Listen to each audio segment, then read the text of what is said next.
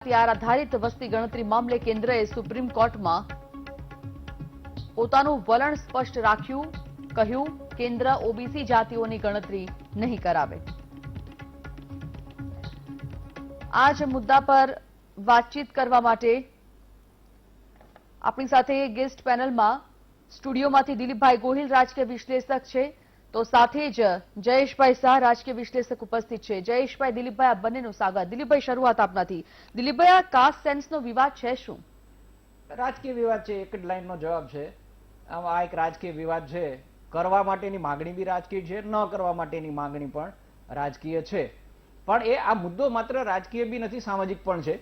એની વાત અલગ કરીશું. પણ આ તમે જુઓ, ઉલ્લેખ જે રીતે થયો કે છેલ્લે 31માં થઈ હતી, પછી નથી થઈ. સાચી વાત એ છે કે 1941માં થઈ હતી, પણ પછી આપણે ડેટા જાહેર કર્યા નહીં.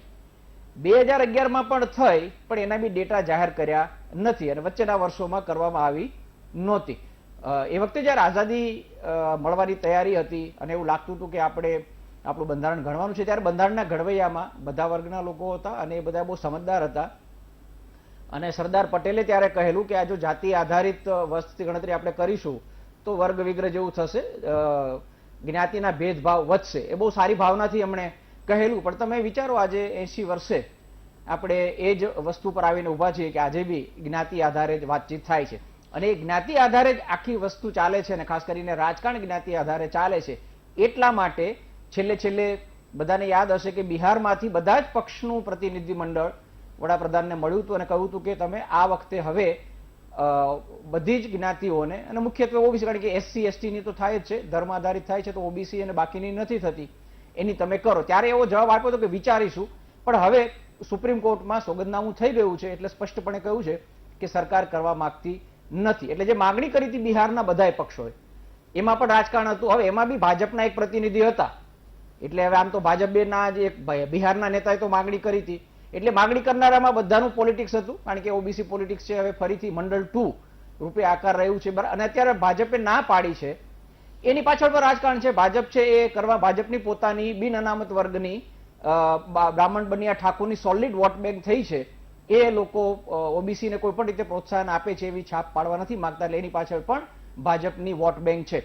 હવે આમાં બે પ્રાદેશિક પક્ષો તો બહુ ચોખ્ખી વાત કરે છે, એનું જ્ઞાતિ આધારિત રાજકારણ છે. પણ બંને મુખ્ય પક્ષો છે, કોંગ્રેસ અને ભાજપ. તમે એની નીતિ છે આઝાદીથી અત્યાર સુધી લો તો તમને ખ્યાલ આવે છે કે બંને પક્ષો પણ રાજકારણ જ્ઞાતિનું રમે છે, પણ ક્યારે નામ પાડવા નથી આવતા. અને બંનેએ ઓબીસીની ગણતરી ન થાય એટલા માટે હંમેશા પ્રયાસો કર્યા છે. એસસી એસટીનું નક્કી થઈ ગયું, એમાં કોઈનો વિરોધ નહોતો, કારણ કે એ બે વર્ગ છે એ બહુ જ પછાત હતા. એટલે જયારે એને માટે નક્કી થયું કે એને ચૂંટણીમાં પણ બેઠકો પણ આપવી અને બાકી અનામત આપવી, કે ત્યારે કોઈ વિરોધ નહોતો. પણ બાકીના બહુ મોટો વિશાળ વર્ગ છે કે જેને પણ જરૂર પડશે, એ પણ પછાત છે, જેને આપણે ઓબીસી કહીએ છીએ, અન્ય પછાત વર્ગ. એના માટે પણ વિચાર કરવાનો તો કાકા કાલેલકરની સમિતિ બેઠી હતી 1952માં. એ વખતે ઓબીસી માટે પણ ભલામણ થઈ હતી. પણ પછી શું થયું એ વાત વિસારે પડી ગઈ. કોંગ્રેસને એમાં રસ નહોતો.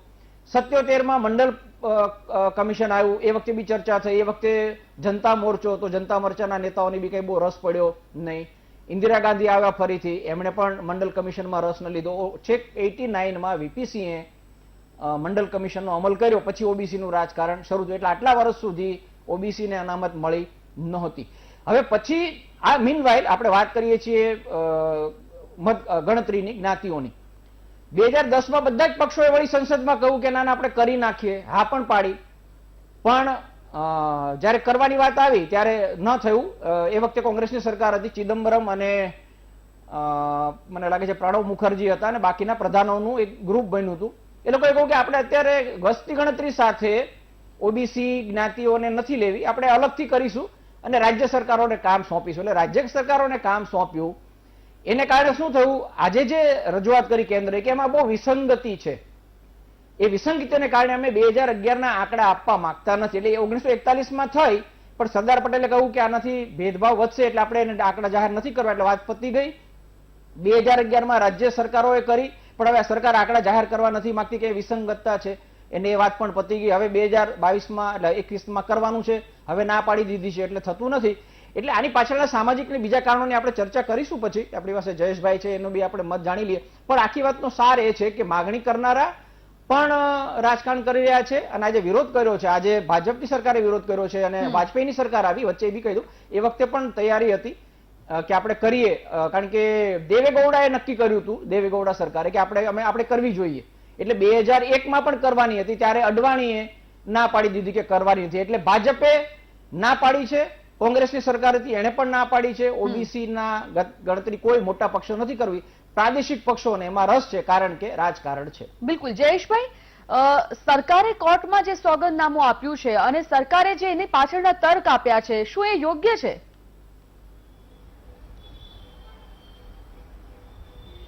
દિલીપભાઈએ જે વાત કરીને કે જેને ના પાડી છે તે અને જેને જોઈએ છે તે, એ બંને જગ્યાએ રાજનીતિ રમાઈ રહી છે. જ્ઞાતિ આધારિત વસ્તી ગણતરી એ માત્ર રાજકીય હેતુ સિવાય બીજું કશું નથી એવું સ્પષ્ટ દેખાઈ આવે છે. એની પાછળ કોઈક સામાજિક વ્યૂહરચના નથી. હા, જો જ્ઞાતિ આધારિત વસ્તી ગણતરી કરીને કઈ જ્ઞાતિ આર્થિક રીતે વધારે પછાત છે, કઈ જ્ઞાતિમાં વધારે બેકાર લોકો છે, કઈ જ્ઞાતિને શૈક્ષણિક રીતે પછાત છે, એવી બધી જો વ્યવસ્થા કરવા માટે જો ગણતરી થતી હોત ને એવા ઉદ્દેશ્યથી, તો કદાચ એ લક્ષ્ય લાગત અને સામાજિક પોઈન્ટ ઓફ વ્યૂ યોગ્ય લાગત. પરંતુ એ મનસા ઈચ્છા આની પાછળ નથી. બહુ સ્પષ્ટ વાત કરું તો પ્રાદેશિક પક્ષોને જાતિવાદી આ વસ્તી ગણતરી થાય એમાં રસ છે. એનું કારણ છે કે જો 1996 થી શરૂ કરીને 2014ની અને 2019ની લોકસભાની ચૂંટણીનો ડેટા જોઈએ ને તો તમને ખબર પડશે કે પ્રાદેશિક પક્ષો ધીમે ધીમે કેવી રીતે ધોવાયા. 1996ની ચૂંટણીમાં 49% ઓબીસી મત પ્રાદેશિક પક્ષોને મળ્યા હતા. એ ઘટીને 2019માં માત્ર 27% થઈ ગયા. ભારતીય જનતા પાર્ટીને 1996માં ઓબીસીના 19% મત મળ્યા હતા અને 2019ની ચૂંટણીમાં એ 44% થઈ ગયા. એટલે ભારતીય જનતા પાર્ટીને ઓબીસી મતોનો ઘણો ફાયદો થયો અને એને કારણે પ્રાદેશિક પક્ષો ધીમે ધોવાતા ગયા.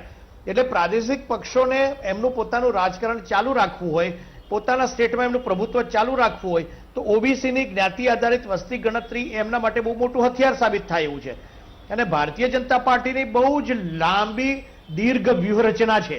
આપણે મંડલ કમિશનની દિલીપભાઈએ વાત કરી, 1989ની વાત હતી. ભારતીય જનતા પાર્ટીએ ઓક્ટોબર 2017માં રોહિણી કમિશન એપોઇન્ટ કર્યું છે.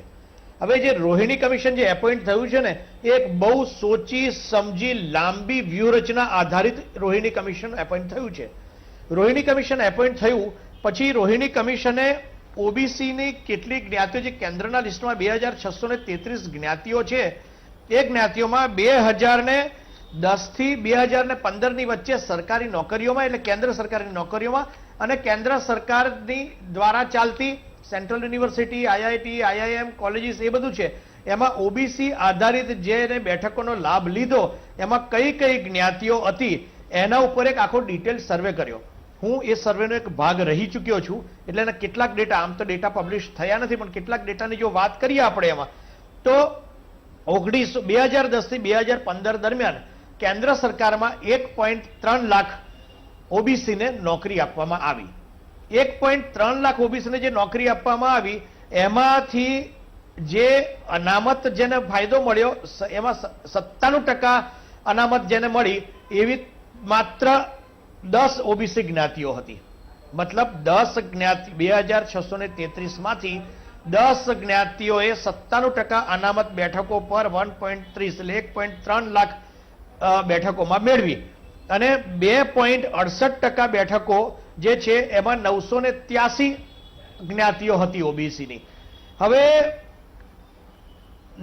972 જ્ઞાતિઓ એવી છે કે જેને આઝાદી એટલે જ્યારે અનામત ઓબીસીની અનામત શરૂ થઈ ત્યારથી માંડીને આજની તારીખ સુધીમાં એમાંની એક પણ જ્ઞાતિને ન એજ્યુકેશનમાં કે ન નોકરીમાં બેઠકો મળી છે.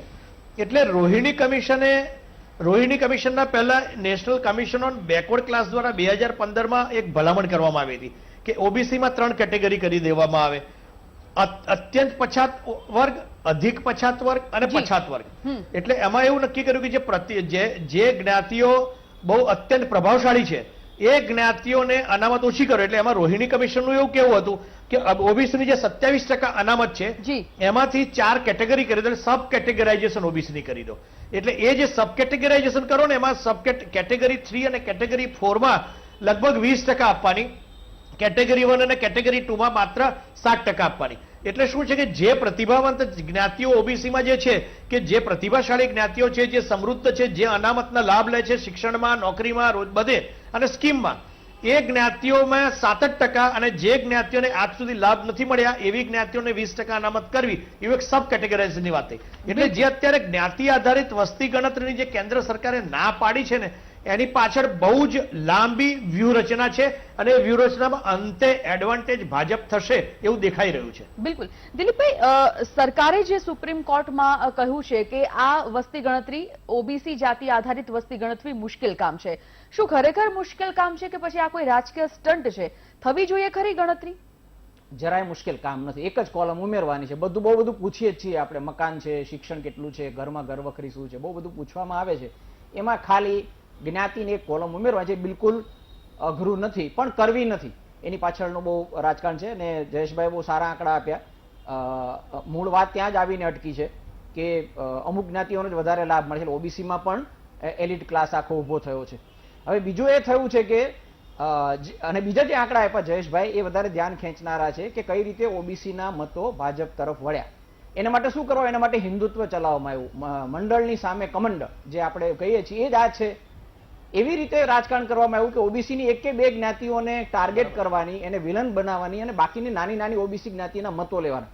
હવે છેલ્લે એવું થયું કે તમે જ્ઞાતિમાં માનતા નથી, પણ વડાપ્રધાને જાહેરાત શું કરી કે અમે 27 ઓબીસી પ્રધાન બનાવ્યા. હવે એમણે તો કેટલા ડોક્ટર બનાવ્યા, કેટલા એન્જિનિયર બનાવ્યા, કેટલા સારા બનાવ્યા, એવી વાત કરવાની હોય ને એને બદલે અમે 27 ઓબીસી ને બનાવ્યા. ઓબીસીના મતો ભાજપને લેવા છે, કારણ ઓબીસીના મતોમાં ભાગલા પડાવવા છે. અને એ આ એક મૂળ રાજકારણ છે. હિન્દુત્વના નામે જ્ઞાતિઓનું રાજકારણ તમારે ઓછું કરી દેવું છે. જ્ઞાતિના ભૂલી જવાની તમારે, અને વોટ આપતી વખતે હિન્દુ બની જવાનું. પણ એકવાર વોટ આપી દો ને પછી પાછું તમારે જ્ઞાતિ બની જવાનું. કારણ કે મૂળભૂત રીતે ભાજપ અને સંઘ છે એ રૂઢિચુસ્ત છે, વર્ણ વ્યવસ્થામાં માને છે ને એને જ્ઞાતિવાદ દૂર નથી કરવો અને જ્ઞાતિવાદ દ્રઢ થાય એવું કરવું છે. હવે આપણે એમ થાય કે જ્ઞાતિવાદ દ્રઢ થાય એવું કરવું છે તો પછી તમારે ગણતરી કરી લેવી જોઈએ. અને હું ગણતરી ન કરવા પાછળ એક જ કારણ આપું છું કે એને કારણે આપણે જ્ઞાતિની ઓળખ વધારે દ્રઢ બને છે. આપણો ઈરાદો એવો છે કે આપણે જેમ જેમ આગળ વધતા જઈએ એમ આપણે જ્ઞાતિનો ઈરાદો, એની ઓળખ છે ઓછી કરતા જઈએ. પણ એવી રીતે અનામત આંદોલનો જુદા જુદા રાજ્યમાં કરાવવામાં આવ્યા અને આ જ સ્થાપિત હિતોએ કરાવ્યા કે જેથી જ્ઞાતિની ઓળખ દ્રઢ બને. એટલે આ જ્ઞાતિનું બહુ રમત ચાલી રહ્યું છે. એ આપણે નહીં સમજીએ તો આ મુદ્દામાં થઈ જઈશું. બાકી બહુ સહેલું છે. બીજું એક જે આંકડો આપ્યો કેન્દ્રએ, મને તો બહુ ચોંકાવનારો ને ગળે નથી. એને એવું કહ્યું કે 46 લાખ જ્ઞાતિઓ નોંધાવે. મને નથી લાગતું 46 લાખ જ્ઞાતિઓ યોજાવે. અટક હશે કદાચ.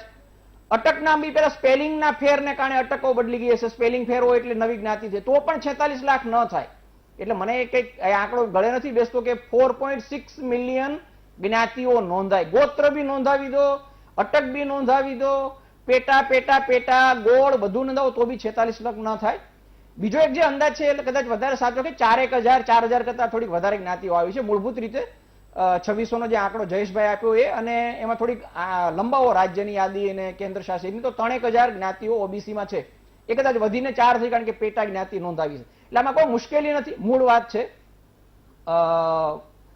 એની પાછળનું આ રાજકારણ કે મંડળની સામે કમંડળનું રાજકારણ, ઓબીસીના મતોને વેચી દેવાના અને હિન્દુત્વના નામે જ્ઞાતિવાદ નહીં ચાલવા દેવાનો. પણ મૂળ વાત એ છે કે જો તમારે જ્ઞાતિવાદ નથી ચાલવા દેવો તો આપણે જ્ઞાતિઓના વિચારને જ નાબૂદ કરીએ ને, જ્ઞાતિની ઓળખને દ્રઢ કરીએ. પણ હવે એ થતું નથી, કારણ કે જે મૂળ વાત એ છે કે અનામતનો લાભ જે રીતે મળવો જોઈએ, સમાનતા આવી નથી. અત્યારે માગણી એ થઈ છે કે સમાનતા તો આવી નથી.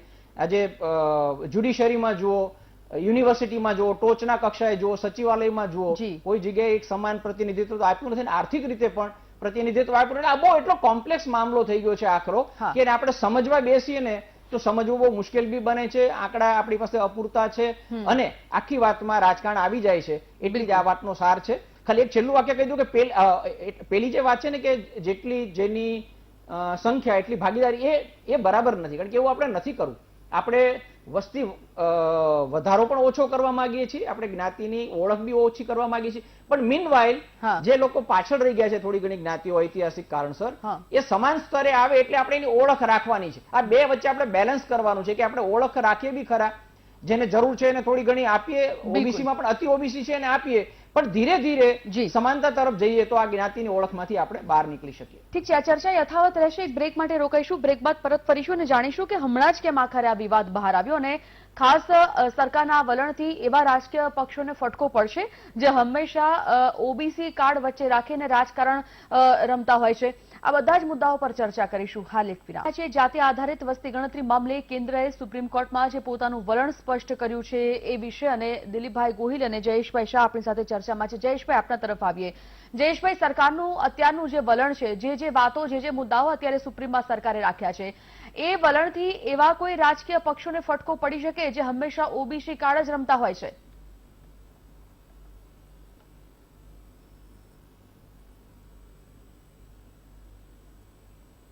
દિલીપભાઈએ વાત કરીને એ વાતને હું થોડુંક એક્સટેન્શન કરીને કહું છું. ભારતીય જનતા પાર્ટી જ્યારે બની, જનતા પક્ષમાંથી છૂટી પડીને જનસંઘમાંથી ભારતીય જનતા પાર્ટી બની, ત્યારે સાંસ્કૃતિક રાષ્ટ્રવાદની વાત લઈને આવ્યા હતા. આપણે ગુજરાતની ખાલી વાત કરીએ, આગળ આખું નેશનલ પોલિટિક્સમાં ન જઈએ તો ગુજરાતમાં 2002ની ચૂંટણી નરેન્દ્રભાઈ હિન્દુત્વના મુદ્દા પર લડ્યા. 2007ની ચૂંટણીમાં એમને નર્મદા યોજનાનો વચમાં પ્રશ્ન આવ્યો એટલે ગુજરાતની અસ્મિતા અને હિન્દુત્વ બેનું મિક્સ કરીને ચૂંટણી લડ્યા. 2012માં માત્ર વિકાસ, ગુજરાત એટલે વિકાસ, મોદી એટલે વિકાસ, ભાજપ એટલે વિકાસ, એવો મુદ્દો લઈને લડ્યા. અને 2017ની ચૂંટણી પાટીદાર આંદોલનના પરિપ્રેક્ષ્યમાં લડાઈ. હવે પાટીદાર માત્ર 13% છે, છતાં 13% પાટીદારોનું પ્રભુત્વ કેટલું બધું છે રાજકારણમાં તે આપણે છેલ્લા 1-2 મહિનામાં જોયું કે ચીફ મિનિસ્ટર પણ મૂકી દેવા પડ્યા. મારો પ્રશ્ન અહીંયા ભારતીય જનતા પાર્ટીના જે વ્યૂહરચનાકારો છે ને એ કેવી રીતે સ્વિચ ઓવર થયા છે તેની સામે છે કે ઓરિજિનલી રાષ્ટ્રવાદની વાત હતી. ભારતીય જનતા પાર્ટી જ્ઞાતિઓમાં માનતો નથી, માત્ર બધા હિન્દુ, હમ સબ હિન્દુ એક હૈ. 1990ની સોમનાથ રથયાત્રા શરૂ કરી, 1992ની કરી, મંડળની સામે કમંડલનો ઉપયોગ કરી અને ભારતીય જનતા પાર્ટીએ ધીમે ધીમે પોતાનો પગ મજબૂત કર્યો અને 2માંથી આજે 300 પર આવ્યા. હવે એ જ ભારતીય જનતા પાર્ટી છેલ્લા 1 વર્ષથી જાતિવાદ તરફ ટર્ન થઈ રહી દેખાય છે. માત્ર એટલું ગુજરાત ન જુઓ, કર્ણાટકમાં જ્યારે યેદુરપ્પાને બદલીને જ્યારે બોમ્માઈને લેવાયા ત્યારે વોકલિંગા કમ્યુનિટીનું ધ્યાન રાખવામાં આવ્યું. એ જ વસ્તુ ઉત્તરાખંડમાં બની. કદાચ એ જ વસ્તુ ભવિષ્યમાં બીજા 2 રાજ્યોમાં બની શકે એમ છે.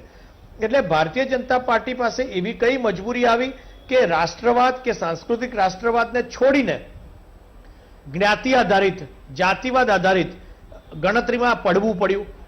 જેમ દિલીપભાઈએ કહ્યું કે અમારા તો 27 મંત્રીઓ ઓબીસી છે, એવું કેમ કહેવું પડ્યું? એજ્યુકેશન ક્વોલિફિકેશન કેમ ન થયું?